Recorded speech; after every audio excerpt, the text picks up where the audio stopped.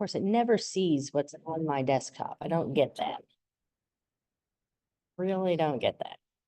Okay, so let's go back to my desktop. Is this how you minimize this? There we go. Okay. There it is.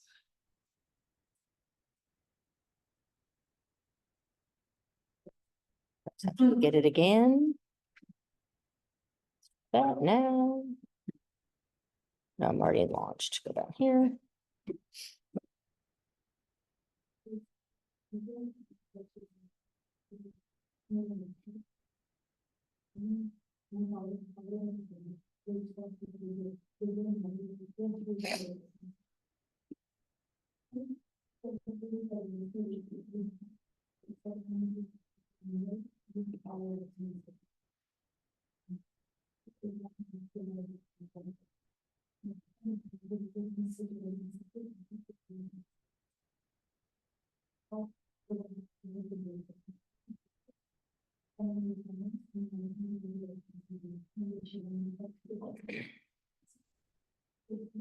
Come here.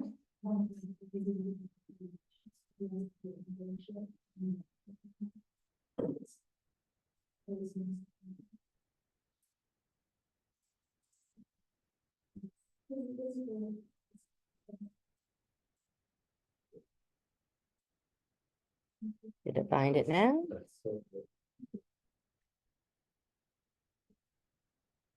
There, yay, look, we found it. Goodness. Good morning, Doug. How are you?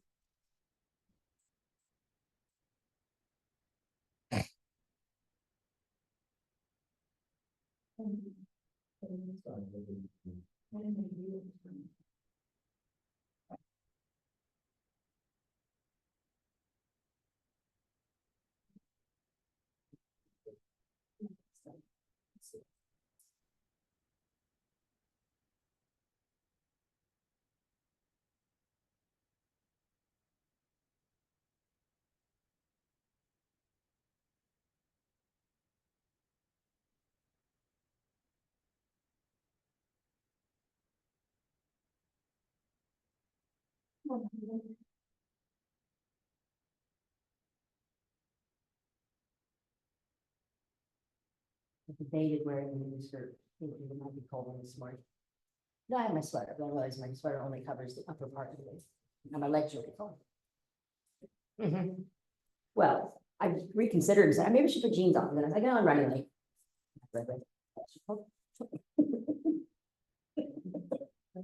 Your skirt's long enough to cover the top, so. Yeah, that's true. Does give you that benefit, doesn't it? That's right. That's so nice. So thank you for that next time. I will. I wear jeans on straight.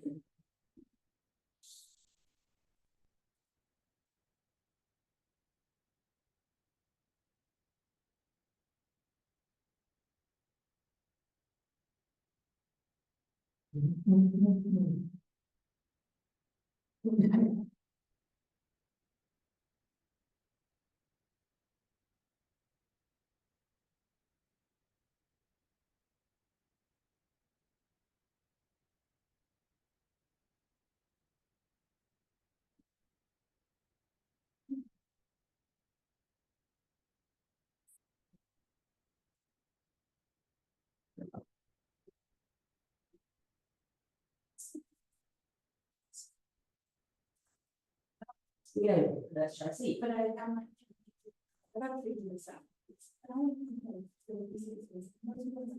Right. Can you transfer it to like cloud storage? I might just started there. Okay, yeah. But it's not like 56. Mhm. It's like the small. Right, yeah. Yeah, I have 128. You have to be a picture of it, like, oh, it's worth it for saying, you know, I have storage. This is like, help me. All right, let's see, 2 people entering the waiting room. Admit Ryan and Autumn. Oh, thank you. I bet you're right. Good morning, Autumn and Ryan. How are you? Hey, hey, how we doing, Megan? Doing good, thanks. I'm I glad. got Zoom working and screen shared. Zoom, so- look at you. You're already you're steps ahead already. I I'm love trying. I'm trying. it. You don't even need me anymore, you See know? how it goes. Oh, yeah, right. Don't worry about that. The minute it goes down, I will be texting. I do love whenever people ask me my Zoom knowledge now because I feel like those skills I can finally use them again, you know? So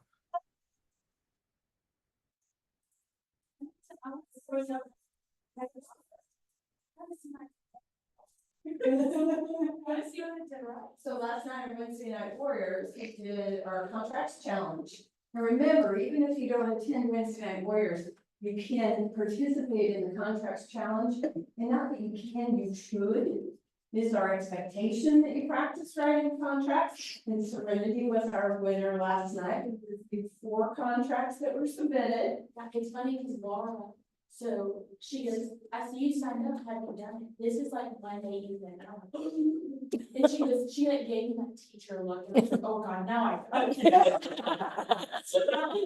She is a teacher. That's cute. It's so nice that she like stayed on me because my brain was in the thousand. Right, yeah. And I told her, I said, thank you. Yeah. I really need to say encouraging. She Yeah. was like, "Jen, that didn't- you need to get that look." No, I kind of needed it. It's like, I forgot that one. I know. It's hard to remember to do everything. Probably put everything on our calendar. Yeah, you have to time block, or it does not, if it's not on your calendar, it does not exist. I need to do that for all my home projects because I'm procrastinating on those. You know, it's funny, I time block at a very high level for work, but I don't as much at home. Yeah, And then some weekends I find I don't get as much done, and I'm like, see, that's why, if Yeah. you don't if you remind yourself. have it scheduled out with Mhm. what you have to or really want to get done. Exactly. Or I do something different and then I do too. Mike goes, I think you said you were going, oh, yeah. I got distracted. So easy. On my group me app, Brett was saying something about it. Good morning, Oldie. She told me about it last night, I was like. "Oh, I know that." Good morning. I'm actually on my way, so I'll see you soon. After a certain time. Yeah, the group thing, if you sent the. No, I'll send you an email. It has a link for you to request to join. Okay, So it's not gonna fall off. that, okay, Cause I don't That's all. invite you anymore. I give you a link to Okay. ask to join. okay, For that very reason. So you gotta go look for the email that says, join us on GroupMe. okay, And then join us on GroupMe, and know that when you join, you won't see any of the previous conversations, you're gonna start and see conversations from there on. Okay. Okay. all right, that, maybe he was talking about something else. No, it's an invite, if I sent you an invite from GroupMe, they're only good for so long, Oh, I see. Okay. But the link, of course, is but the link is you going on and requesting to join. Okay, all right. Yeah. That's good to know. Thanks for clarifying that, Jody. Yeah. Because that problem happened to somebody else. But you don't send an invite anymore. You just do the I link. just sent the link. Okay. GroupMe. All right. Yeah, it's all scanned. Yep. and- Scan in, get started. You online. Here's our scan in, please. Check in, let us know. Well, we know you're here, but then we'll remember you were here. Well, and here's what we know. The agents who attend trainings on a regular basis and get that base and foundation of information underneath them, they're the ones that consistently are the ones who are gonna get their business off the ground faster. Morning, David. So, and you're going to know what to do. So it's kind of important, so that's the reason we track it, and also because you guys understand on your 30, 60, 90.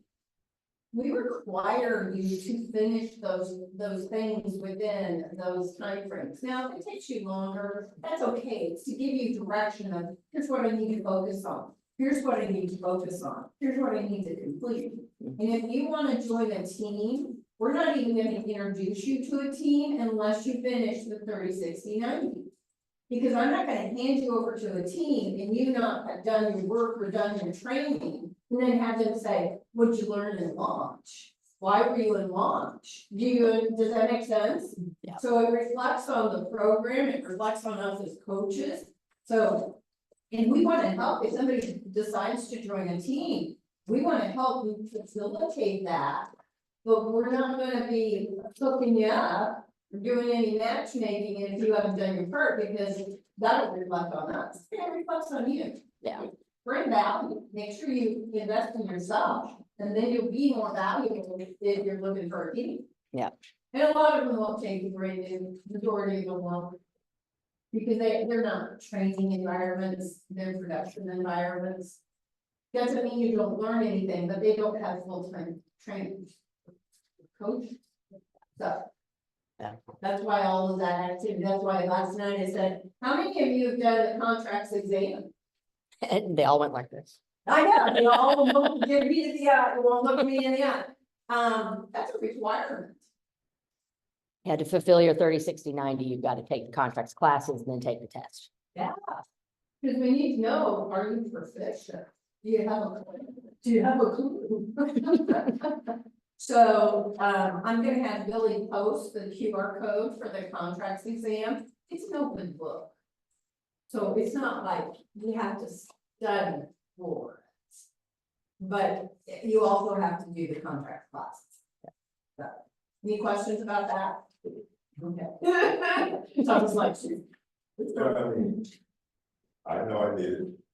Yeah, we all need it. You know, it was so good for me to sit in on the contracts challenge because the law, sometimes I have distance between me and the contracts. And I need those reminders to stay fresh and stay accurate Me too.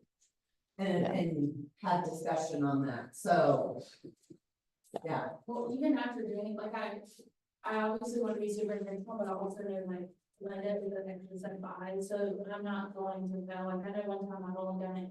I've done it a couple times and she's like, Serenity, you're the only one that could, we gotta make sure it's perfect so they don't take it apart. And it was really nice that she had my back, Yes, you know, because at the end of the day, I just want to practice writing it and then I can get better at the negotiation part of it. all. absolutely. That's a really strong point that you just said, Serenity. And you sometimes have to repeat things for the people online. But Serenity just said she wants to practice writing the contracts and then she can get better at the negotiations. For you to build the negotiating skills, I don't want you to have to be not confident about the contracts. Because if you have more confidence about the contracts, then you'll start focusing on building those negotiating skills, because you need those too. But if you're a hot mess about contracts, you're not gonna have the focus on getting better at negotiating. And that is so important. Did you all, were you able to hear Kristen? We were just discussing the importance of practicing yeah. contracts and understanding them. It sounds perfect. It sounds like Kristen's like right underneath the microphone right now. She is sitting very It's- close to me, so it's That's working perfect. good. And I heard everything. And we both talk loud, so that helps too. Yeah. Oh, Yeah. here. Okay, we're gonna try your thing. Serenity, see it works. See, you're right. Mm-hmm. Serenity's teaching me how to use Zoom more efficiently. Yeah, and like always, I mean, if I'm on Zoom, I'm happy if you want to make me a co-host to where I can just admit people instead of you having to like go back and forth if you ever like have to admit or anything. Okay, thank you. Just because I did it for so long, you know. So who just came on? I admitted two people. Connor, I think just came in. I don't see him on my screen yet. They'll be down. when you're down I'm just there. waiting. Oh, I see. It only shows the 4.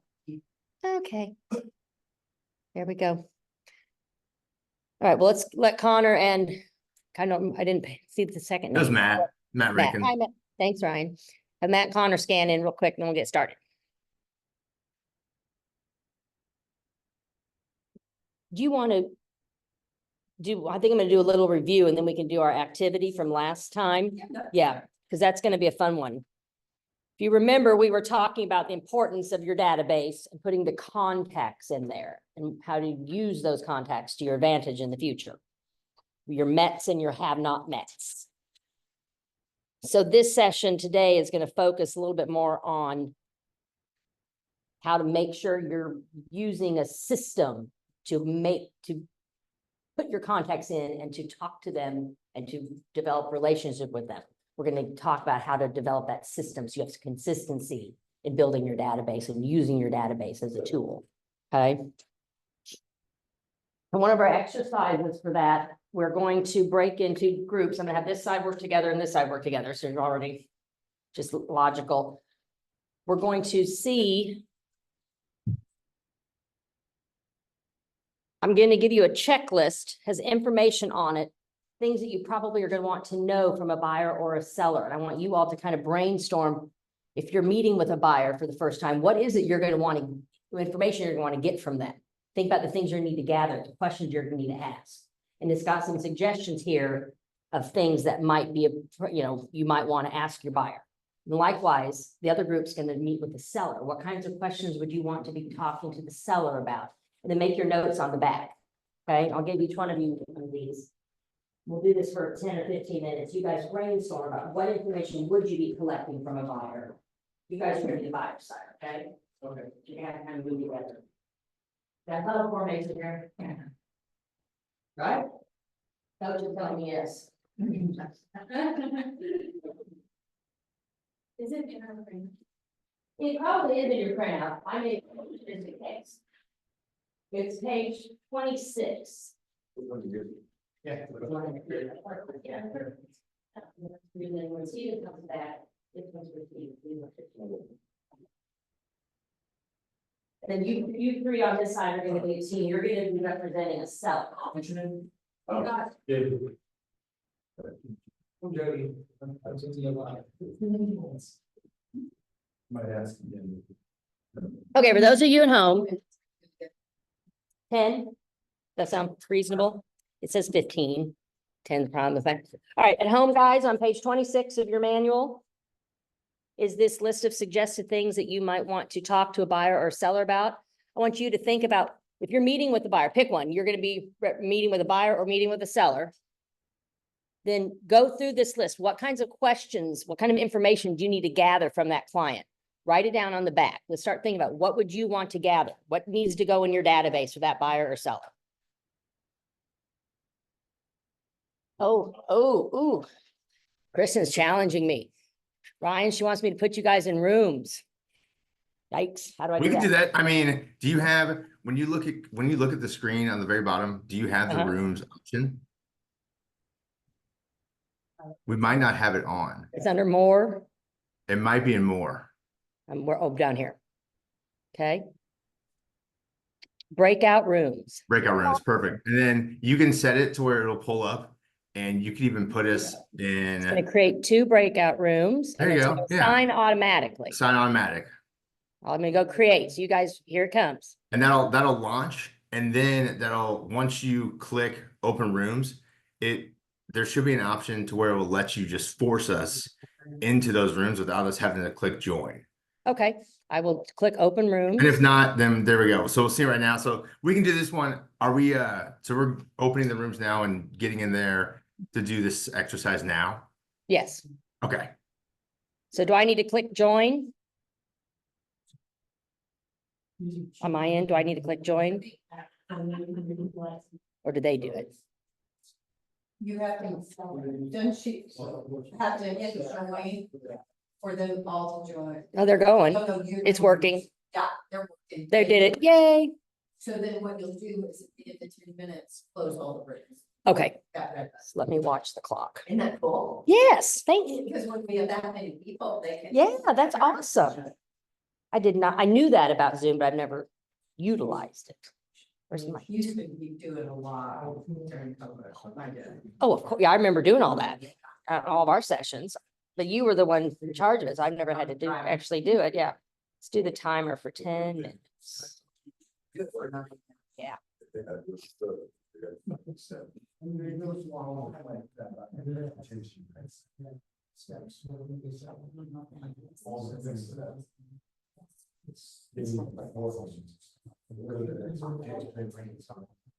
You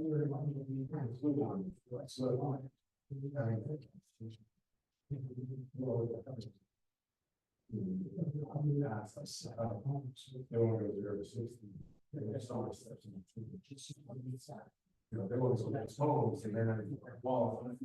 Yeah.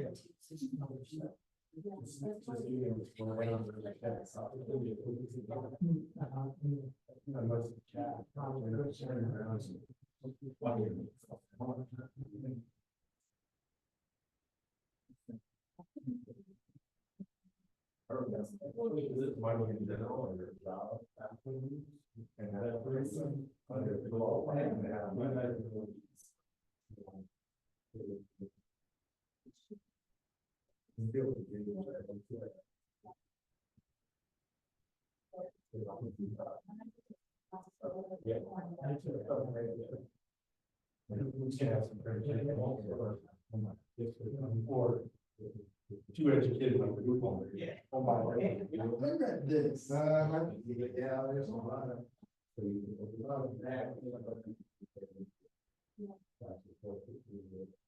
Time frame.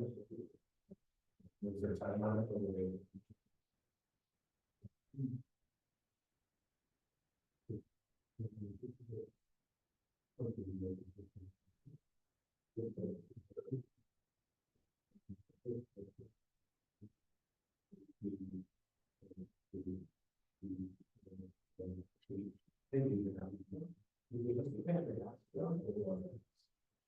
I think we're listening to it. We're not maybe one father, but. That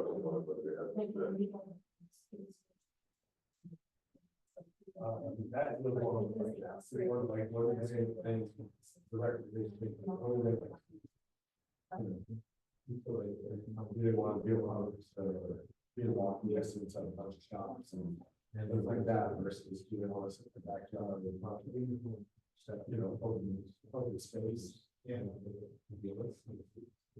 recreation and drinking.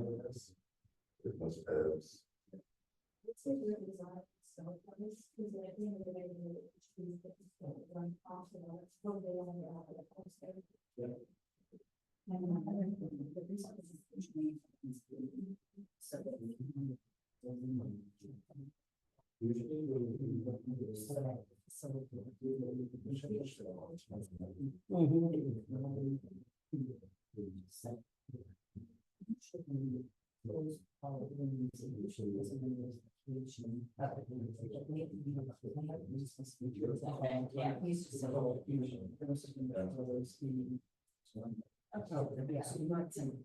Okay. Yeah. Yeah, once we get close to like 2 minutes or something, okay. That's nice. It's a nice feature. So if you're a true instructor, you can go make sure that all the students are still doing what they're supposed to be doing. Yeah. I just always walk around my classroom. Check on everybody's computer screens. Oh, that's not our assignment, son. Yes, you do. It's amazing what kids are doing. I know, but it's just easier to, I like to, but I know it's very helpful. We were, when I was doing the heritage kids or the native speakers, they have a whole class about, you know, learning English better and that. One day, Venezuela was playing the FIFA finals that, you know, during that day. And so like half of the kids had it on the screen. It's like, you know what, we're just gonna watch the soccer because you guys aren't paying attention anyways. Why not? They thought that was the coolest thing in the world. It's like, that's what you guys are focused on. And I love soccer, so. Let's see if Venezuela can pull it off. Yeah, sometimes you just have. You do. You know, you're not gonna stand back. No, I mean, it's one kid named Jason. He still had it on his phone in his lap. And so all the other boys were going like this. I'm like, okay, we're just gonna, what channel is that on? Let's put it on the big screen. So they broadcast their phone to the television.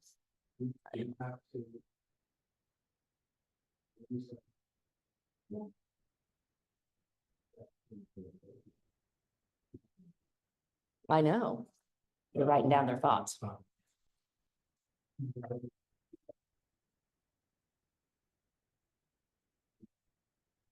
Other suggestions on there that you're finding helpful? Yeah. I think engineering is very popular.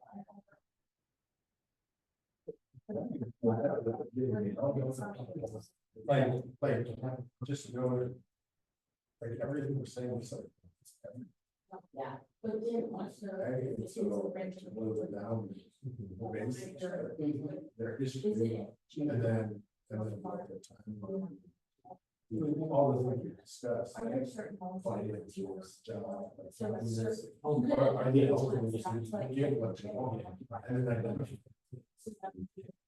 That's first. What information you use after have that.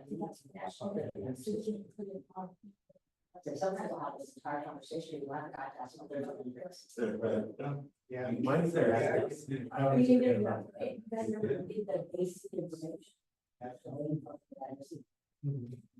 Yeah. Because it's always start talking about. Right. Right. You start talking about all the important stuff when you get it. But it's very. You know, how we're gonna get a hold of them after I drove away. Yeah.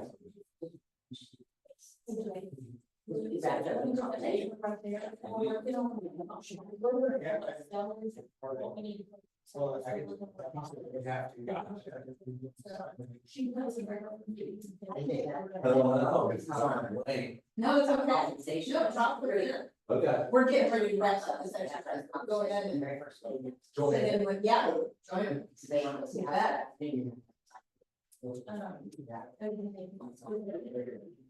I mean, it's the same, this information presentation. Years ago, Yeah. it doesn't make it. There wasn't many people around. The good thing about this is. I mean, it's moving out, so it's over. Yeah, it's done. This is gonna be your. Broadcast. This, all right, broadcast. Broadcast message.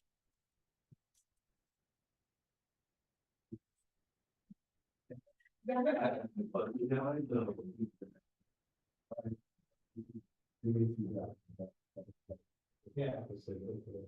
I'll just hit enter, hit arrow.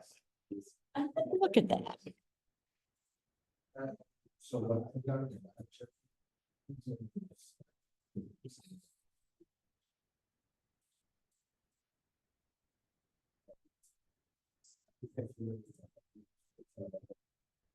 I wanted to catch up with where are we on our slideshow here.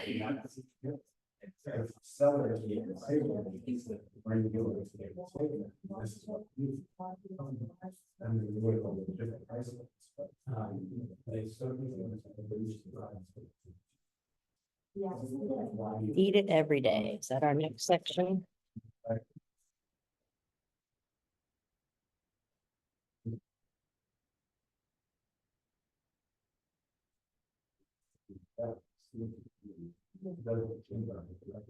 Yeah.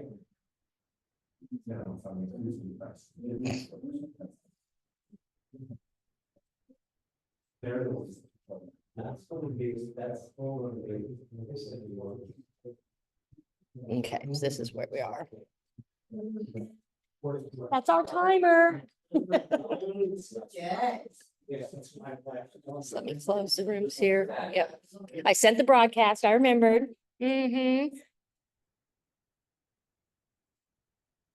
Okay. Yep.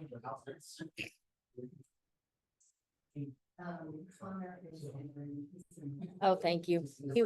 He was there and then it usually happens to him. He comes in, he gets booted off, then he comes back in and he's not. He's got, must have a connection thing at his office. It was so fun seeing him last night, finally. He is a sweetie.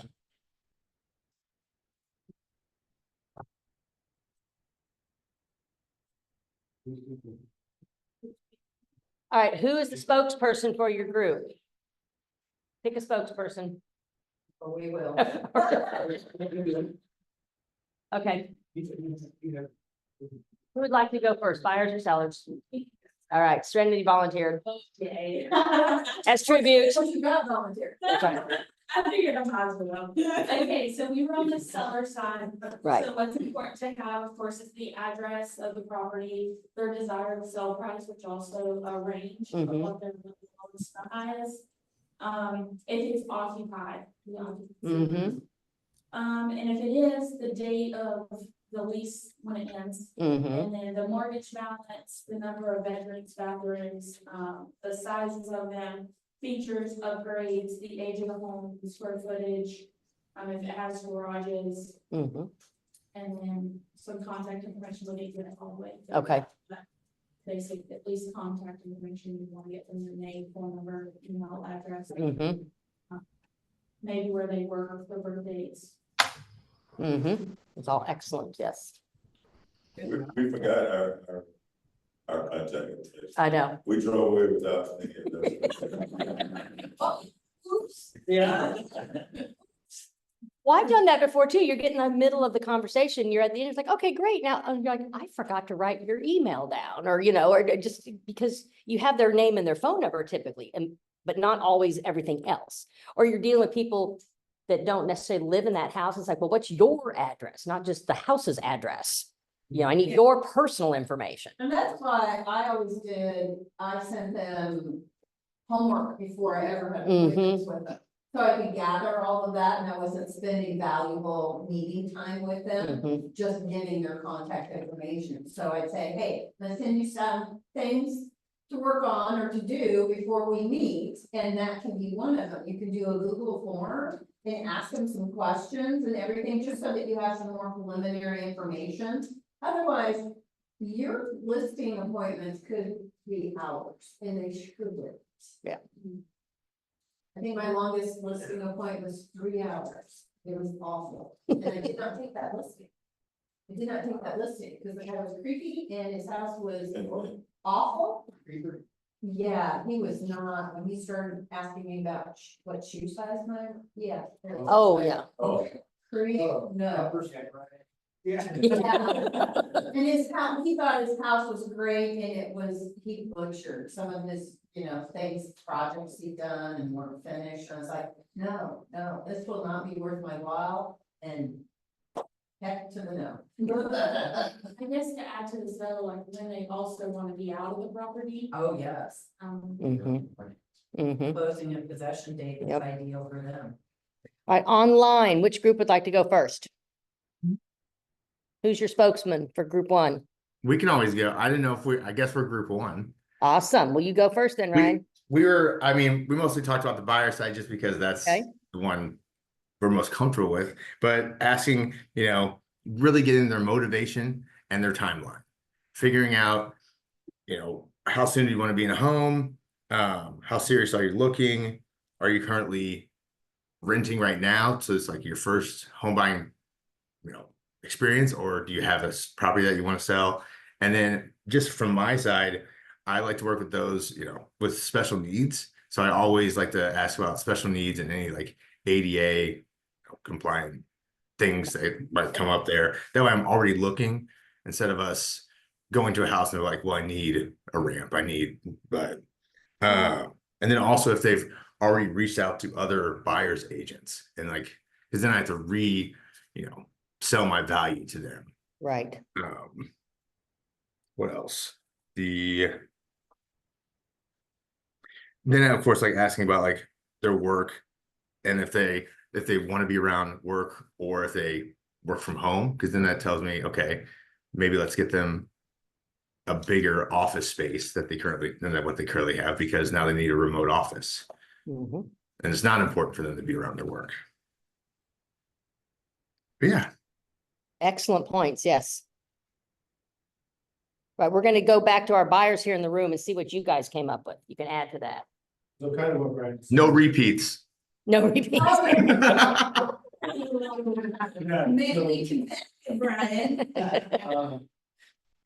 Current situation, like Ryan said, then moving forward, like what their timeline is, and then their expectations as far as all of their must-haves. Mhm. Is something that Thomas talked about, like layout's important, Mhm. that I found, but square footage, what are their deal breakers, yard size, and then what do they like to do? Going back to the Ford concept, Mhm. what do they enjoy doing? And putting them in a situation where they enjoy doing that, homes closer to maybe those things. Mhm. Along with the basic information, and then making sure the money conversation, not just our compensation, but also, do they have the ability to buy what they expect to buy?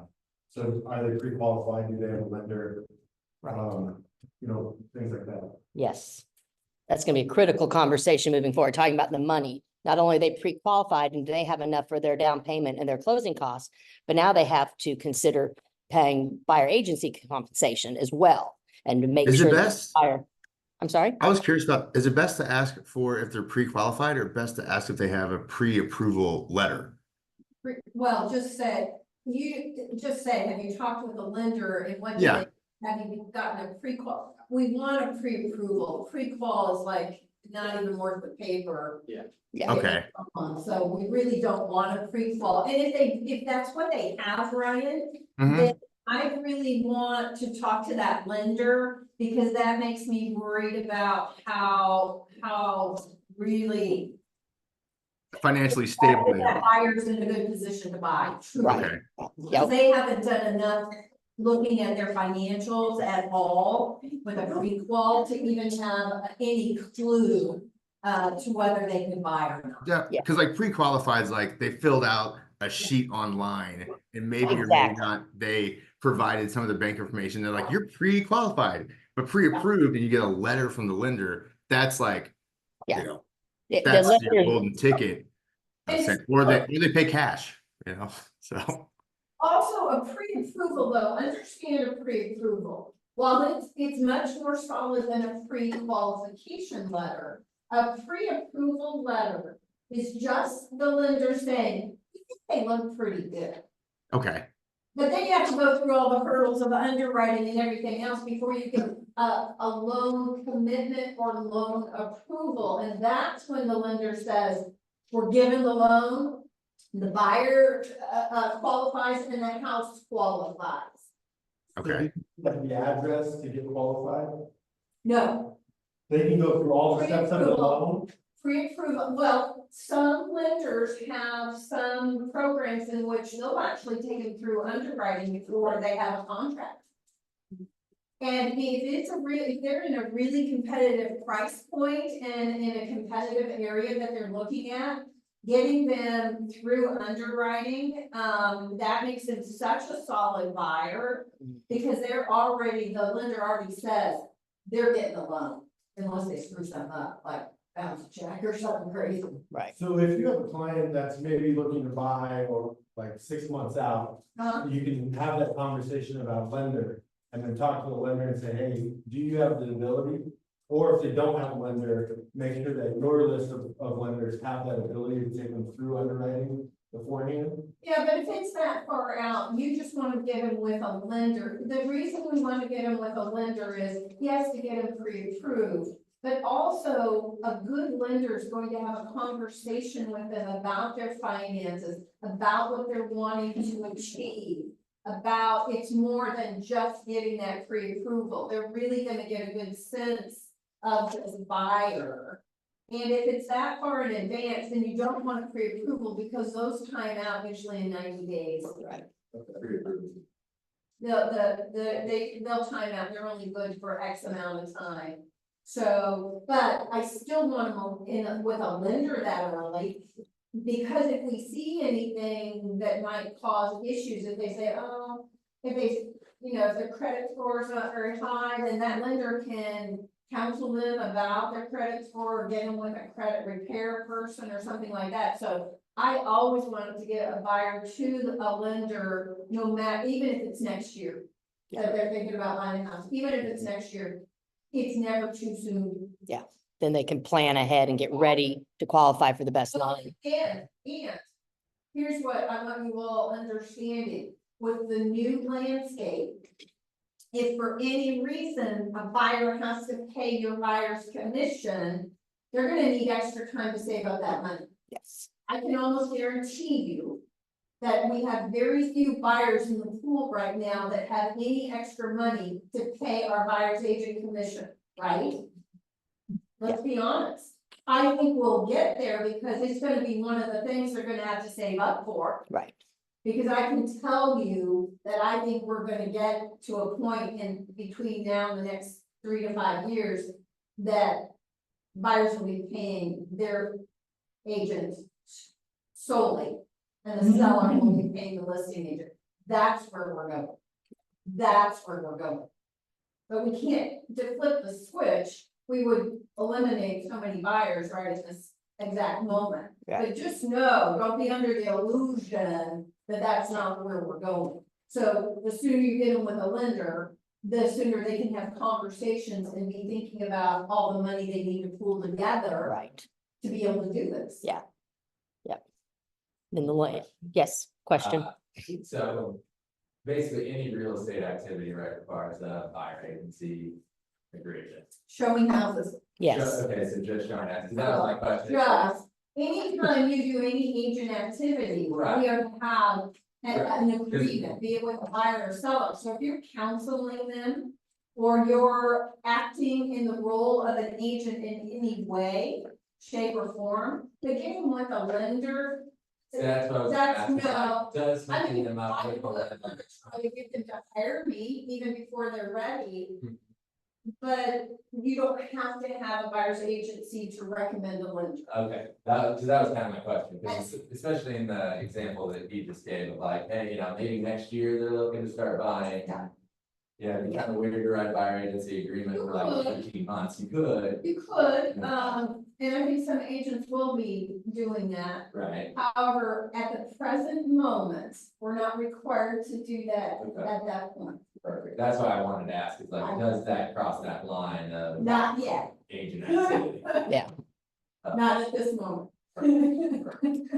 I'll probably say that phrase a lot as we go through this evolution. Yeah, big changes. Yeah. The question in here was, do you need to have a buyer agency if you're talking to people about lenders and other things dealing with real estate? And the answer is not, at the moment, we still don't, but if they're ready to go see houses and you are going to take them, you have to have a buyer agency in place to go show them a home and move forward with them on a transaction. Yes. Okay, so what'd you guys think of this exercise? Good. Yep, was I thought it was helpful. great. You wrap your head around it. And then back to the whole concept of this conversation with the buyer or a seller. Now, all that knowledge you learned needs to go somewhere. It goes into your database. So now we're gonna talk about how you get that information into your database. You can keep your notes, obviously, but you want Command to work for you. So all this information needs to get into Command so it can do its job. It's a very powerful tool, but you have to put the information in for it to work properly. So you can go in and you put in their contact name, their home address, their phone number, their email. Then you go down to the next section of the contact and you can put in tags. Are you working with a buyer? You put in a buyer tag. Are you working with a seller? You put in a seller tag. You start helping Command manage this client for you by identifying their needs. There's a note section in the contact. You can summarize what they want in their house they're looking for, or summarize their financial situation, whatever notes you took that you're gonna need to remember 4 months from now, put in the notes sections. You can go back and refer to those. You have all that information in Command for you. Okay, does that make sense? Utilize that's information there. All right. Now we're going to talk about specifically, kind of like the nitty gritty, about getting all this stuff into Command. And in here, by the way, our old Command system used to be called something Edge. Oh, well, it wasn't Command. Well, It was our marketing. It was a marketing. So anyways, right now, everything is in Command instead. We don't have that program anymore, just so you know. These materials haven't still used that old verbiage. But let's go back to our concept of getting into the habit of taking care of your database every single day. Think of it I kind of think of it as, like a family member or a puppy. It needs to be nurtured and looked at every day and checked on. You can't ignore it, okay? Yep. So now I'm getting more, I'm sorry. Where should I go? Back and forth. Okay, so your habit every day, your 3 hours of lead gen, what should you be doing during that 3 hours of lead gen to get ready? How do you plan your 3 hours of lead gen? Serenity reminded us on Tuesday, ideally it's 30 minutes of preparation. Who are you gonna talk to? What are you gonna talk about? Then it's 2 hours of calling or interacting. No, yeah, we're getting some interference from somebody at home. Check your mute button, please. And then you're gonna do 30 minutes of follow-up. Is it Doug, maybe?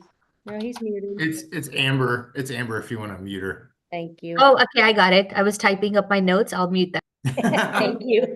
No worry. Okay, a great system for making sure you're talking to everybody in your database. So that's 30 minutes. Follow-up, yeah.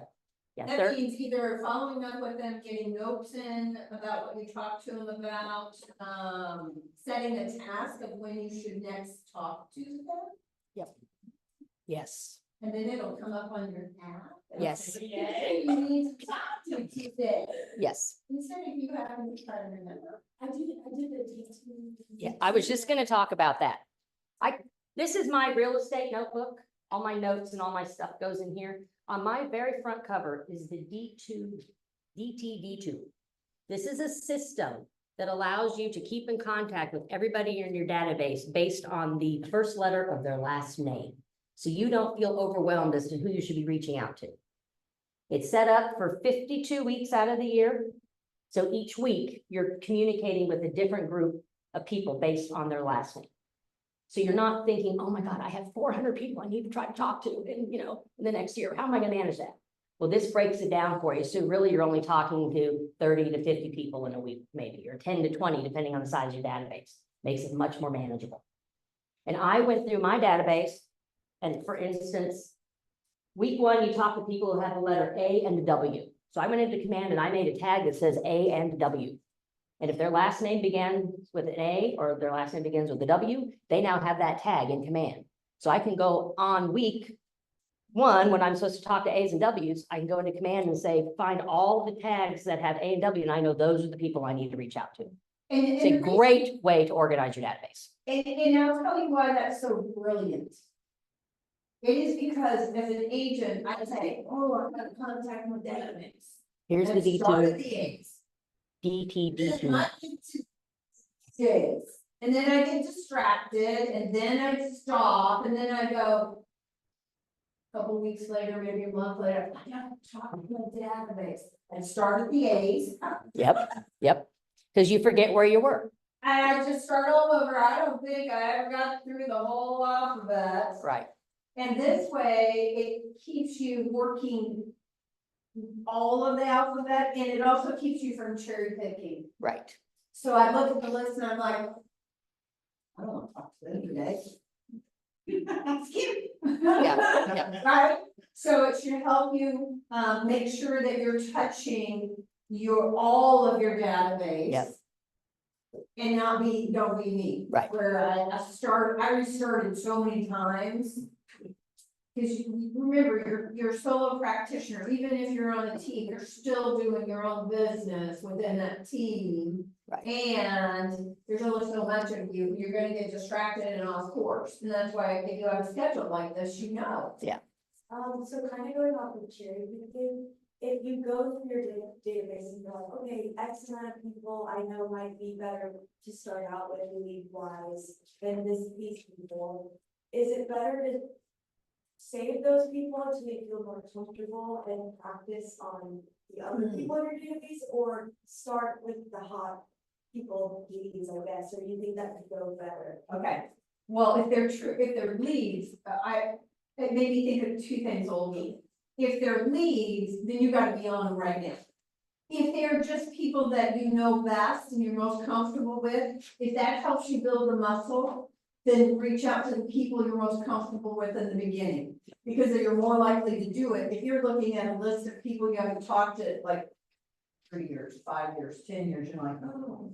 Start with just to build your muscle of working this and contacting the people in your database. Then start with the people who you feel most safe with. I'm okay with that. Yeah. Because I don't want you to be so miserable in starting this that you start hating it right off the bat, Right. right? Yeah. So I'm okay with you just start, and remember, You don't have to talk hot and heavy about real estate if this is the first time you're reaching out in a while. Actually, that sounds kind of rude, right? Just do the forward, ask about their family, ask about their job, ask about how did you go on any summer trips, family trips this summer? Ask about dreams. I remember you saying that someday you wanna have a lake house. Are you still thinking about that? Or you wanna have a boat? Are you still thinking about that? Just connect with them. I don't want you to feel like, oh, I gotta breathe heavy real estate on them. Well, that's gonna turn some people off, and it'll probably turn most of you all off too. Right. You won't feel authentic, you won't feel comfortable with it, so don't do it. Right. It's about connecting with people, and when they know that you care, then they're gonna start trusting. And start listening and paying attention to you, and when you start talking real estate, then they're gonna go, you know, that Serenity, she's so nice, she checks in on me and cares, and look at her go on this real estate. Does that make sense? So that's a great question, Wolfie, Mhm. because the fear of getting started and how to get started, you could overthink, and I get it. But start where you're most comfortable first. Right. And if that's calling your mom first, do it. Seriously, it's okay. I agree. Yeah.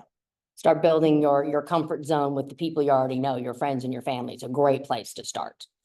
And just to go back to this real quick, this is broken out by the 4 quarters of the year. So you can start this at any time. You find the quarter we're in, you find the week we're in the year, and you start there, and then you just cycle through. So you don't have to start in January.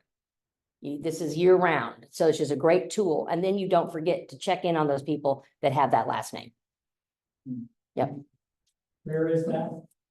I knew someone was gonna ask me, where is this? Where does this I'll live? post it on the Yeah. Facebook I've had this page. forever in here, I don't know. I'll post it on the Facebook page Yeah. so you all have it. They do a new one every year, so that it correlates with the weeks. Mhm. But even if it doesn't, just start. Yeah. In doing it, and then some of them have even an extended one on where you can do one letter of the alphabet for a text message. Yeah. Okay, so you can do just the A and W or the B and E. Mhm. Or you can also add another level of text message to end. Yeah. Kristen's gonna post this on the Facebook page so everybody can start using it. Yeah. Yep. But it's a great tool, and it doesn't take very long to go in and make these tags. 10 minutes of your day, you've got all the tags in there, then you can start assigning them to clients as you put them in your database. You remember to add them to that tag. Yeah. Then it's just a great way to keep track of who you're talking to or who you need to talk to. So when you say, as an agent, I don't know what to do today. Well, you set it up in your database, you know what to do every week. And so is that, sounds like by definition, calling everybody twice a year? 4 times. 4 times. Yeah, Contact. We know, texting or calling. we Mhm. know that you should be contacting everyone in your database. Well, every of your vets. Yeah. 36 times a year, that's 3 Yeah. times a month, in Right. some format, some of Right. it's gonna be automated, Right. an automated email. Yeah. Some of it's gonna be the personal side. And we're gonna go through that here in a little bit, and this is part of one of the resources you can use. Yes. My database loves my texts. I get lots of responses when I send texts. I do it for random things. I do them for holidays. Like a few weeks ago, we had those, 2 weeks of rain, and I personally had water in my basement, so I assumed a lot of my clients had water in their basement. I sent out a text to everybody, just checking in on them. If you need any help with, water mitigation or cleanup, let me know. Be happy to send you some names of companies that do that. And, I had 73 responses to that. Telling me, thank you, Megan, for thinking of me, but we're okay. We got it out on our own. Because a lot of people have water in the basement, just like we did. Yeah. Okay. Slideshow, here we go. Prioritizing your lead gen, make sure if you can maximize on that 3 hours a day. Prep, actually trying to talk or text to people, doing your flyers, whatever lead gen you're working on that day. If you're gonna go door knocking, whatever, it all lead gen falls into this time frame. And so it doesn't necessarily mean you're gonna be doing it in the morning. If you're gonna go door knocking, you might be saving that for another time during the day. But you want to focus in on what kind of lead gen you're doing that day and try to, maximize that. Then make sure you update your database when you're done. All this information you're gathering, if you don't maintain it, don't keep putting it back into command and updating it, then it's not gonna work as well for you. You're not gonna be as efficient. So anytime somebody's phone number changes or that you get a new email, you gotta remind yourself, you are your own secretary, for using a very old school term. You gotta go in and change your own information.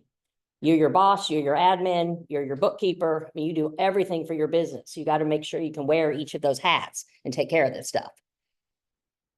All right, systematic marketing plans. How does your database, how does Command work for you? When you already have a Met person, this 8x8 relationship, we're gonna talk about what that encompasses, how you touch on people 8 times to build that relationship. And then the 36 touch plan, where you're actually touching on them 3 times every month, 36 times total in a year. That concept of people you already know, people you've already met, will bring you referral business, repeat business, and new business. Your Mets are critical to developing your business going forward, developing your pipeline going forward. Like you were talking about, somebody might be ready to buy next year. Well, that person's in your database with their name, phone, or email, and you're keeping in touch with them. And you possibly are even sending them a house every now and then that comes on the market that kind of meets what they're interested in, saying, hey, there's still things out here. Let's get you ready with that lender. I'll be talking to you next March. You know, you keep in touch with them through your database, and you put in the notes what kind of home they were looking for, what neighborhoods they liked, so you can have a better means of communicating with them. You're going to use the resources of this database to your advantage. And with the haven't mets, we're going to put them on a 12 direct mail plan. People that you want to try to do business with in the future, you want to develop that relationship with. So they're going to at least get my newsletter every month. If I'm able to capture their home address, then they're going to get my neighborhood nurture every month. So they're seeing my face, they're getting valuable information from me, and that's going to help me develop a relationship with them. And all of this information needs to be in your database in order for you to benefit from it, because you're going to put these people on smart plans, which are pre-designed, ready to go. You don't even have to, you just assign your contact to that smart plan, and you don't have to think about it ever again. They're going to get your news mail every month, or they're going to get your neighborhood nurture every month. Whatever that smart plan is, Command is going to do it for you. That's the system that we're talking about. Utilize that system so you're not trying to figure out what you're doing every day. Take advantage of it. So here again, haven't Mets, we did the 12 direct, Mets 8 and 8 touch, and the 36 touch. This encompasses a whole year cycle. Truth, all 3 have a common theme: overkill over time. Why? Because no matter how much frequent and systematic lead generation is emphasized, most real estate agents still tend to underdo it. It's hard to lead gen every day. It takes discipline. It takes practice. But the more you do it, the more your database grows, the more your business grows. You want to out-touch all the other agents. If other agents out there only talking to their database 2 or 3 times a year, and you're talking to yours 3 times a month, that's going to give you an advantage. It will always be the last agent standing. If you are, you will win almost every time. Most agents, what's crazy is you can out-touch other agents with a 36 touch by miles. Yes. By miles. Most agents do not, I call it our Achilles heel, follow-up. Yeah. And it's not because they're lazy, it's not because they don't have good intentions, they don't have systems. Right. They don't have any efficiencies like email campaigns, like smart plans. They don't follow a schedule. And so it doesn't get done. All right, benefits of the systemization, having a system, utilizing Command's resources, consistency, predefined, repeatable, automatic. It's all in there for you already. You just have to go in and get it going. Add the tools you need so you can have that consistency where people are seeing information from you every month. You're sending value out. It's predefined. It's got, like, especially our newsletters and things like that. They have all kinds of interesting articles about things going on in Kansas City, how to maintain your home, whatever is going on month to month. Great resource for people. Okay, our marketing we chose. We have our 12 direct plans. We have our 8x8 plans for sellers, buyers, and FSBOs and expireds. If people want to focus on that kind of lead gen, there's some smart plans out there that are geared towards that audience as well. You have a lot of resources on the KW platform. All right. Oh, I've got to get my notes here too. Sorry. Let's see if I have my notes. I know. All right, the whole concept of 8x8 touch is somebody you've met that you want to immediately get in front of and develop that relationship at a quick pace, at a high level. You don't ignore them for 3 or 4 weeks. You're touching. This suggests back in the day when things were moved a little more slowly, we didn't use texting as much as we do now, to touch on them once a week. Now we would probably be much quicker and do it like, even twice a week or something, keep in touch. In a 2-week or 10-day period. I would accelerate just because we communicate faster and people expect faster communications. Right. That's why if you get leads, like once you get established, like if you get internet leads, if you get social media leads, what have you, it's the speed to the lead. You have less than minutes to get back to them. And if you can't be timely, that's why if you're not good at managing your email, if you're not good at managing your text messages, you have to be. Because you're gonna leave a lot of business on the table. So it demands diligence and discipline. Yeah. Like if your email is a hot mess and you get under a if you get one contract under contract and then you get another one under contract, you're gonna get so many communications from so many different people. You're not gonna be able to manage it. So you've gotta learn how to manage your email and your communications. And they come at you in all different ways. Like I hate voicemail. Don't leave me a voicemail. Send me a text message or an email's even better. And to her point of learning how to manage your emails, I suggest this is how I manage mine, particularly when you're under contract, because you're talking to the title company, you're talking to the lender, you're talking to the other agent. A lot of information comes quickly. I create a folder in my email and with my client's name and address. So every email I get for that client goes in that folder. 100%. So I can always go find them. I don't lose them. I can refer back to them. All the attachments go directly into a folder on my desktop. So I keep all my attachments and then all of them go into Dotloop. Because most of them you're going to need in the future for your transaction. So just make that a habit. Like I said, you're going to be your own admin person. Well, that's your admin hat. Manage your emails, manage your documents. And particularly if you have 2 transactions at once, it is very easy to drop the Segovia one into the Murray file. You have, because that happened to me. Like, where did that email go? So you have to pay attention because you're moving quickly and we all are going to make those mistakes. But if you make a habit of saving them, you can at least go back and find where you saved it. Even if you put it in the wrong folder, it's there somewhere. So you've got to make sure you learn how to do that. And if you're not sure, then you talk to me or Brett and we can teach you how to do that stuff in whatever email platform you use. But that's critical to managing your business. And that's the thing I get mixed up because I have 2 emails. And then, one that, Yeah. what I'm looking for is on the other one. Yeah. I highly recommend you have one email designated for a business only and one email for your personal stuff. It gets challenging if you commingle them, if you mix them together. Yeah. Okay. Suggested items of value. Things you can do when you put people on an 8x8 campaign. Let's get back to that conversation. You're trying to reach out to these Mets. You're trying to get them in your database and communicate with them. These are some suggestions of things you can do. Things you can talk about. Because you don't just want to, you're trying to give them information about real estate, particularly if you met them at an open house or something. They have things they want to know. These are ideas, things you can send out. Facts about expired listings. If you saw something coming up that might be of interest to them, you can text them about that. Getting home in top selling condition. Send out, we have lots of resources on KW. Lots of things about things you should do in the fall to get your home ready for winter, things you should do to get ready to sell. You can utilize those flyers and tools, send people copies of them over email or through the text, post them on your Facebook page. Lots of ways to communicate with people.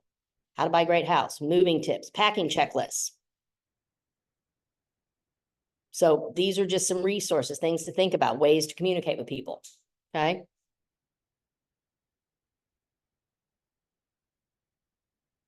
All right. Get in the habit of getting people's business cards, their information, like I said. If you establish them on an 8x8 campaign early, You need to follow up with those people. You've got to be prospecting all the time. So these are some of the ways where you're going to reach out to get these new Mets, to find people to put in your database, to get leads. FSBOs are a great resource if you'd like to do that. So prospecting and lead gen, two different things, or the, I hear that, it sounds like two different things. Nope, but same thing. Same thing. I know, It's a little. like commission and compensation, but yes, Okay. prospecting and lead generation, it is now. Lead generation, remember, prospecting and marketing are different. Those are both lead gen. Yes, okay. Yep. Does that help you? Yeah. So under the category of lead gen, you have subcategories.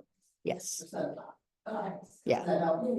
Yeah, Good. A lead gen is a broad category of things, many different things. It's not just making a phone call.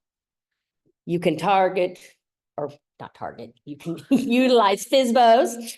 Expired and withdrawn listings, great way to call and say, you know, are you gonna need help in the future? Why did you have to take your house off the market? You can start, you know, trying to introduce yourself to those sorts of people. Follow up prospective buyers you meet at open houses. Follow up people who are talking about maybe needing to sell. If you're going to farm an area, we're going to talk about that in the next power session about how to benefit from farming and how to do it effectively. Demographic farming, sphere of influence. It's all the people you already have in your database, your sphere, your family, your friends, your coworkers, people from your church community. That is your sphere of influence. So you can lead gen with them all day long. They're a great referral source. Even if they're not wanting to buy and sell right now, they can bring you business. Open houses, of course, are a great way to get clients. Utilize allied resources, vendors you know, people you know in the community, plumbers, electricians, roofers. Put them in your database, communicate with them, get to know them better. They can be go-to people in the future for clients. When your client needs a plumber, you have somebody you can refer them to. They can help you farm too. They can help you farm. Yeah, exactly. Yep, exactly. Co-brand. Co-brand, advertising, work together because they're trying to build their business too. If you can bring each other business, refer each other business, then that relationship's going to grow both of you together. It's a wonderful resource. So I did put that in my homework, because yeah, okay, I'm glad you said that. Yep. And then once you are gathering information from these different lead gen sources, what do you do with it? Put it in your database. All of it. And I mark mine. There's a tag that's called allied resource. So you know it's not a potential client, it's a vendor, it's an allied resource for you. So I always put that tag on that person's name. So I can communicate differently with them than I do other people in my database if I want to. And then it's also a good way to find them. You can't remember the plumber's name, but if I look on my tags or allied resource, I can, oh, they're all there. Oh, it was David. That's the guy I was thinking of. Because he's the one that does the drain cleans out, not the sink replacement. You know, because you get to know certain people specialize in certain things. And I always put what they specialize in my notes. So I can go back and figure out which was that guy who did that great job on the sewer clean out. I want him again. So I use my database to help me communicate not only with my clients, but with my other vendors that I need to run my business with effectively. Yep. Okay, our 36 touch plans. Now we call it now. Yeah, it used to be 33, then it's 36. You know what's funny is I knew nothing of this as an agent because I didn't benefit or have all this training and resources. But this is, I did, because some of you, when I said 36 touches, does that sound like a lot? Yes. Okay, I did more. I did 2 automated emails a month. Then I did a snail mail of my newsletter every month to my database. And then I did birthdays. I love holidays, if you know. Yes. If you don't know that, I'm the queen of holidays. I throw an office Halloween party every year. And I deck my barn out, my house out. Yeah, the yard out. It's really cool. It's my thing. And so holidays are a big thing for me. So Christmas is next, and then Easter. Mhm.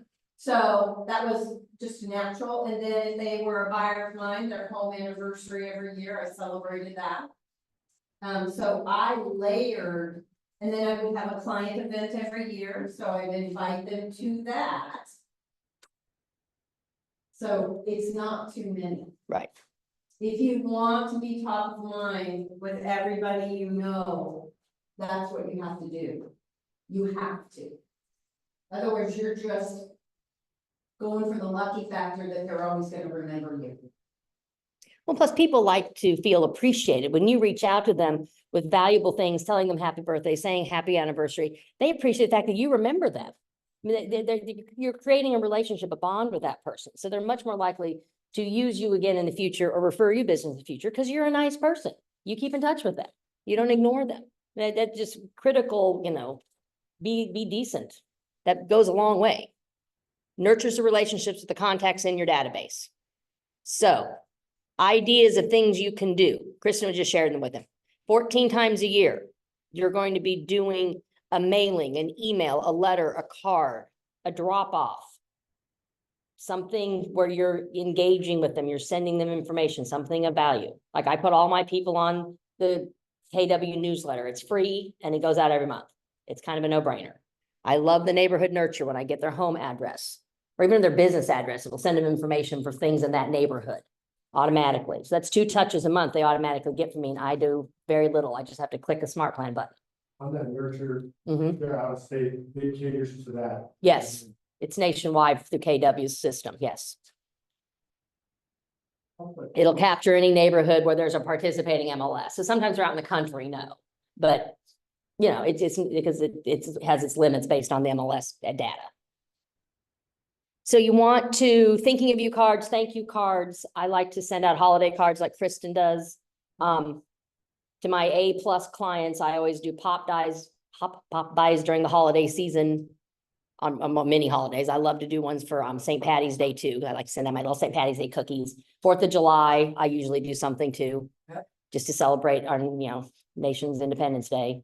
Can be something simple. One year you go to Walmart, they have like the relish ketchup and mustard ensembles for barbecuing. Well, I put a cute little, note on it with some red, white, and blue ribbons and dropped them off at everybody's doorstep. Took a picture, said, Happy 4th of July. People were delighted. And it took, 3 or 4 hours of my time total, buying it and delivering it. Because, your A+ clients are not everybody in your database. Those are the 10 or 20 people, that you've done business with or that you want, have referred you business or whatever. And so you focus on that. Now, of course, it grows as you get busier, but it's easier for you all to do that kind of stuff. Telephone calls. I will definitely call people and talk to them, but I get sometimes a lot more response just with texting people because everybody lives the same kind of lifestyle I do. We're busy, but they love just hearing from you. I was just thinking about you today. Hope the kids are doing great with their back to school stuff. Thanks, Megan. I mean, it literally took 5 minutes for me to do that. And they're feeling like I appreciate them because I do. I'm sincere. So personal observance cards, if there's something about that person that the special anniversary or they just got a new job or whatever, send them a text, shoot them a little note card saying congratulations. People love that kind of stuff. So these are ways to easily touch on people. Regular monthly things, 8 times a year, try to do a thank you or thinking of you card. 3 telephone calls a year. 4 personal touches of some kind. And then focus on some holidays, whichever ones are special to you, because you're going to get more you're going to be more likely to do it because you enjoy that holiday too. So special to you, you make it special for them. It is more challenging in the December season because we have clients with different religious backgrounds and they might celebrate different holidays. So I try to be very mindful of that. I try to send, if I know my clients celebrate Hanukkah, I try to send them a Hanukkah card, not a Merry Christmas card. That's just, so I think I like to pay attention to that kind of thing. That's why I'll just do happy holidays. I do too. I try to do generic. Just because you just don't always know. Yeah. But do you and you're gonna know your people. Exactly. So. Yeah. Make it authentic to you. Exactly. Like me sending sports schedules would look really strange. Right. People go like, what is she doing? Right. But I love the Chiefs. See, hence my Chiefs earrings already for the season. I send out a Chief schedule, all my clients every year. And I get calls. Yeah. Eldridge called me one year and he said, Megan, I didn't get my Chief schedule yet. I'm sorry, Eldridge, I'm working on it. I'm a little late. So that was really cute. He expects it now. So that it makes it fun. People like that consistency. They like that personal touch. This is how you develop a long-term relationship with people. Kristen, that back in the day did the mass mailings. That takes a lot of budgetary money because stamps right now are 69 cents each. I don't tend to do mass mailings to everybody in my database. I will do personal notes here and there, but I just don't want to spend that kind of money. Yeah, I did bulk rate, I had a bulk rate permit. I did 1,000 pieces a month. Yeah. In the beginning, I did it all myself. Yeah. Until I could afford to have a marketing company send it out for me, so I had these postal trays Yes. lined up in my living room, and you have to sort by code, by zip code, and you have to hand deliver it to the post office. And it costs a lot of money. Yeah. But that's what I did. Yeah. So, tell us, the cards that you do, what's the name of that company? Oh, AM cards. Mhm. Well, I do two different companies. AM cards are more for the personal cards and the individual cards, not my holiday cards, because they're too expensive. Okay, then I will do No Card Cafe. Mhm. Is where I get my holiday cards, and they will personalize, but I can do bulk, Mhm. and then I mail them. Yeah.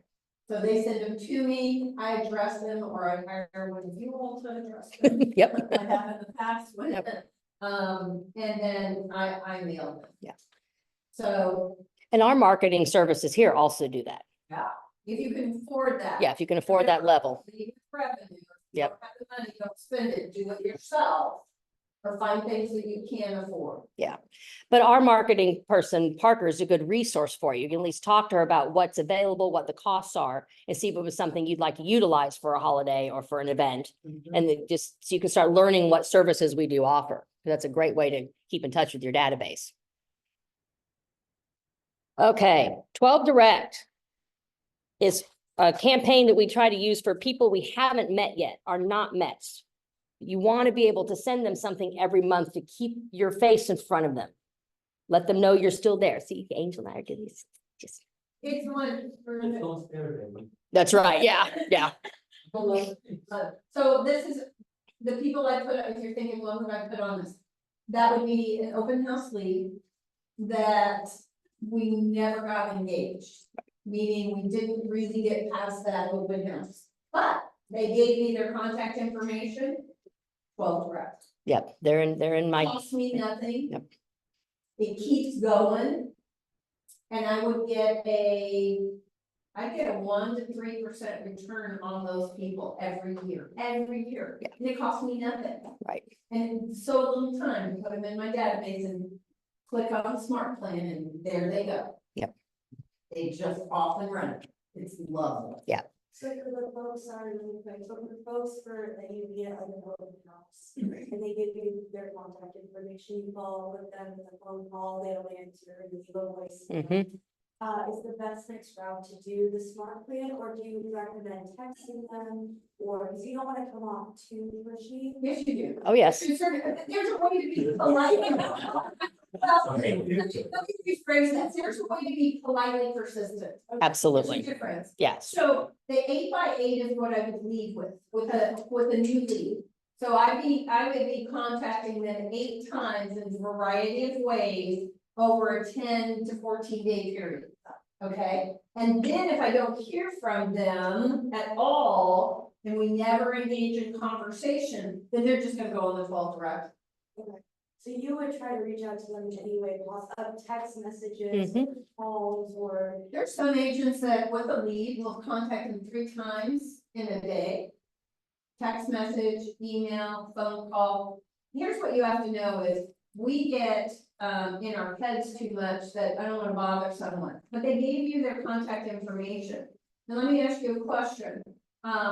If you were gonna hire an agent, would you want one who is really good at being politely persistent?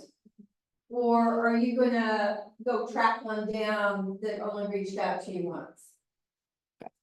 So you do need to be politely persistent, find what that rhythm and what that looks like for you, but it's really important. It is the speed to the lead and the consistency and persistence.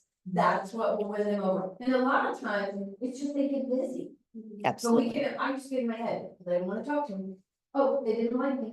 Oh, they don't wanna work with me. And then I'd hear from them, they'd be like, I'm so sorry, you know, my kid got sick, or I had a big project to work, and I'd be like, oh, and I thought, they didn't, Yeah. like. You need to give people grace, because they will, they'll call 3 weeks later and say, okay, I'm ready to go look at that house now. You're like, John, you didn't talk to me for the, so don't give up on them. No. It is, exactly. Hey, it's me again. Well, you're sending them something of value when you're reaching out to them. So the follow-up. Exactly, yes. One of the best ways to follow up with a lead is instead of saying, hey, are you still thinking about buying a house? Hey, are you still thinking about buying a house? Is take whatever information they gave you. So they said to you, oh, we want a gourmet kitchen. Then I'm going to be on MLS looking for houses with gourmet kitchens, and even if that's the only piece of information that I got from them, I'm gonna stay in this kind of same price point as the open house and kind of the same location. And I'm gonna find kitchens and I'm gonna sprinkle them with them, and I'm gonna send them a link to a listing and say, is this the kind of kitchen you were talking about? I saw it and I thought of you. Yep. My favorite phrase is, in being politely persistent, is, I saw this and I thought of you. Yep. Because that shows I'm thinking as an agent, and it's what I call my magical thinking. I pretend you're mine before you are. Yes. And if Yep. I'm thinking that, then they're gonna think that. Oh, Well, and you're being super sweet and you're giving them, oh my gosh, she sent me this note. That is exactly the kitchen I was looking for. I'm gonna call Kristen. or no, I want an island. Right, Then we got another nugget from them. exactly. Yeah. And sprinkling you with them.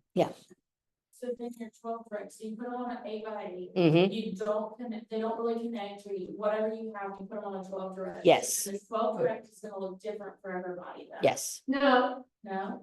I'll have It's a a s- higher version and I'll have a seller version. Yeah. I used to use the smart plans are in command. Well, and I'm designing some for you. Yes. So I'm almost done. I've got my drafts of them so that you can have one that I think is more relevant to right now. Yeah.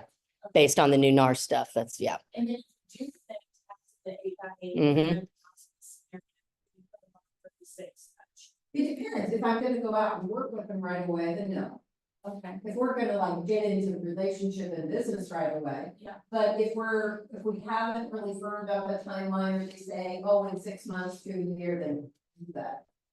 And then you put that, you make a note in command Remember, that they're looking in 6 months. You gotta be ready. well, I've been touching them Yeah, once a month. absolutely. Personally, but I let the 36 touch go. Yes. Okay, I guess that's where I get it wrong. Yeah. I wanna systematically do it, Yeah. but figuring out every person is a little bit Just, different. yeah, I- well, they will be a little bit, but you've gotta have some of your smart plans that are pretty generic for a buyer and for a seller. Yes. And then you do the personal touches of checking in on. Yes. them. Yeah. Yes. Okay. I have over 7, yeah. And putting it Yeah. together. Yeah. I have over 700 people in my database and they all get my neighborhood nurture. They all get my newsletter every month. Even though they haven't done business with me for 4 years. Why would I not still communicate with them? And I get feedback on that. I'll have people haven't talked to me in a couple of years, send me something, say, oh, that article on the, the resource, blah, blah, blah, was great. It's like, thanks, glad I sent it to you. It's just providing your value to people. Because that could be, even if they don't ever use me to buy or sell, there's still somebody I know and they can refer me business in the future. I want them in my database. They're still a resource for me. You never think of a person in your database as one person. Oh, yeah. Remember, they're the Mets. It's referral business, it's repeat business, it's new business. There's lots of opportunity. So probably never gonna move. Right, But they don't keep moving. exactly. Like my neighbors everybody in my neighborhood stays for years. I've been there 25. My neighbors are not moving. I know that. But Amy's mom called me because they need to sell grandma's house in Blue Springs. So even though people aren't moving and they don't need my services, their family members do. So you get business from all that. So remember that. And all my neighbors are in my database. Because I farm my own neighborhood. And since none of us move very often, I don't usually get to represent them when they list their house because we don't move very often, but I get to represent their family members. So even though when you're farming a neighborhood, if you're not getting you're not selling those particular houses, you're still getting business from that farming. So remember that. Okay, establish personal presence. One way on this 12 direct and just with all of your Mets is if you're going to try to do some kind of event. And this gets a little harder because you don't have money, but there's lots of events you can do for free. Our client seminar. Client seminars, Here. yep, How to buy a house, how to sell a house, downsizing, investing. Yep. That big client seminar is coming in November. Yep. You all should be promoting it. yep. Don't tell me, I do not want to hear it. I do not want to hear it. I don't know if anybody wants to invest in real estate. Oh, yeah, I bet you do. They just haven't told you yet. You Yep. don't know, make no assumptions. You don't know if Yeah. they're thinking about that and watching these. That's right, yeah. I didn't know that many downsides. I felt like I got a good return. It was like an investor that wants. to Mhm. invest in downsides. Yeah, They didn't come, but I get to meet with them husband. Yeah. Exactly, so especially with downsizing, you don't know, make no assumptions. Also for the home buying and home selling, you really don't know. Yeah. Not everybody comes out and tells you right away that they've been thinking about buying or selling a house. They're gonna sit on that for a while. So the events help hopefully bubble up and be a cause for conversation. sure. And just, And don't you think it's pretty not that threatening to reach out to someone and invite them to something of value? I know we got red class in a minute. I loved this, this little note here for the instructors to emphasize. I thought this was really cute. Emphasize that students should not get caught up in constantly fiddling around with their database as an excuse for not making the personal touches with your Mets. In other words, we're emphasizing a lot of making sure you get all this information in there so you can utilize it to your advantage. But the crux of what you need to remember to do is actually reach out to these people. Make your relationship building. Don't be afraid to talk to them. Don't be afraid to text them. Send them your emails. Promote our seminars. All those things will start establishing your business and start connecting you to people out there so you can build your business, build your relationships. Mhm. How many of you have put in all of your own friends and family into your database with all their information? Yeah, Angel and I have, of course, but you all, I mean, everybody you already know needs to be in your database. That's the core of your referral program right there. People you already know. And as new agents, it's a no-brainer. Just put them in there. Send them a welcome email. Say, hey, I'm a real estate agent. Oh, this is so awesome. And I still use my mother to this day. When I develop a new smart plan or I have a new email idea, I always send it to her first and said, how's it look, Mom? Did it come out on your end the way I want it to be? You know, and I do that with my friends, get their feedback. They like to be, they like to help you develop your new career. People want to support you. So let them know. That's how I share my account. And say, hey, if I was new, I'd be saying, hey, I've got this new tool, it's an agent, would you test it out and tell me what you think? Instead of just giving them a business card, I always say, I'm sending you my app, connect, go ahead and fill out the link, click the link, then I can talk to you through the app. It's a great way to keep in touch with people.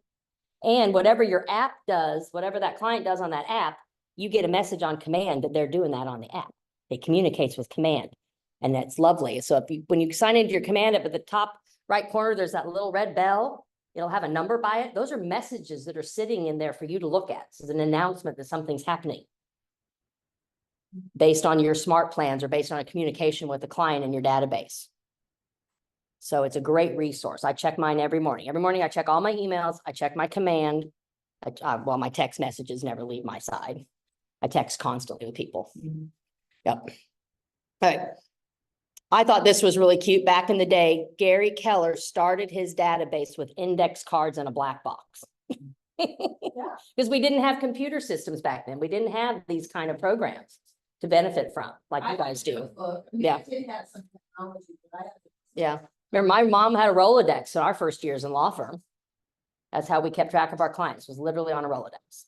Until 1999 when the internet came around and we got a computer.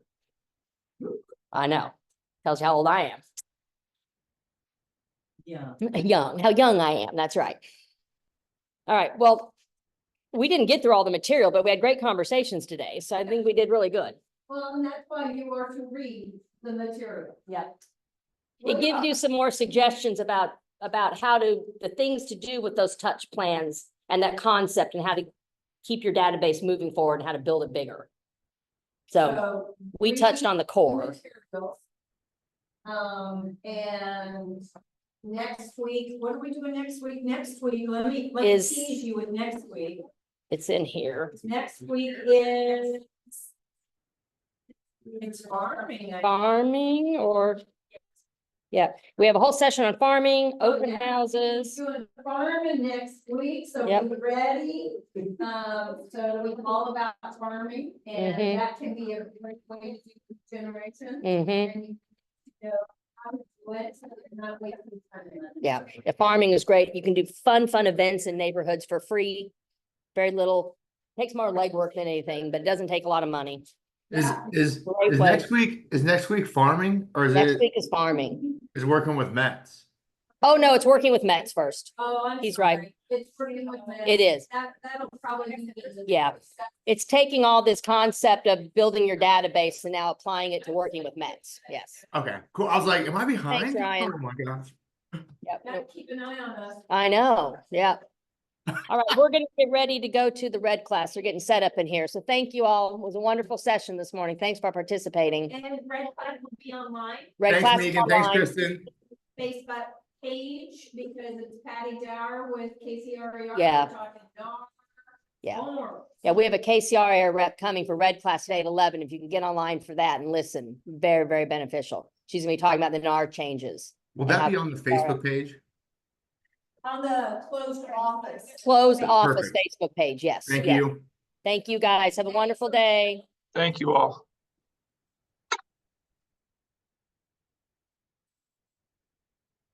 You think so?